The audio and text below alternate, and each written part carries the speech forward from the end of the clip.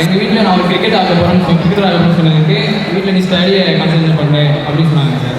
உங்கள் வீட்டில் நீங்கள் கிரிக்கெட் ஆட போகிறோன்னு சொன்னதுக்கு உங்கள் வீட்டில் ரியாக்ஷன் எப்படி சப்போர்ட் பண்ணாங்க? அந்த டைமில் நீங்கள் எப்படி ஹேண்டில் பண்ணீங்க சார்? என்ன பண்ணலாம், கிரிக்கெட் ஆடு நல்லா விளையாடு அப்படின்னாங்க. ஆக்சுவலாக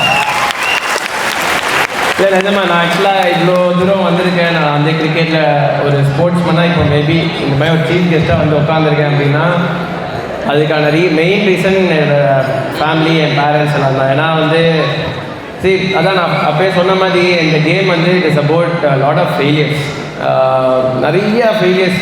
இப்போது for example Virat Kohli world's best கிரிக்கெட்டராக இருந்தால் கூட அவர் வந்து ஒரு 80-100 வச்சுக்கோம். இப்போது இன்டர்நேஷ்னல் லெவலில் அவர் வந்து ஒரு 400 இன்னிங்ஸ் ஆடிருப்பார் ஓவரால்.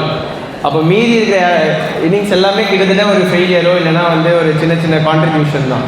ஸோ ஒரு பிளேயராக வந்து நிறைய ஃபெயிலியர்ஸ் பார்ப்போம். பட் ஆனால் அப்போ வந்து என்னென்னா கூட இருக்கிறவங்க ரொம்ப ரொம்ப இம்பார்ட்டன்ட். ஸோ வெரி ஃபார்ச்சுனேட், எங்கள் ஃபேமிலி வந்து நீ கிரிக்கெட் விளையாடுறா அப்படின்னு சொல்லிட்டாங்க என்கிட்ட.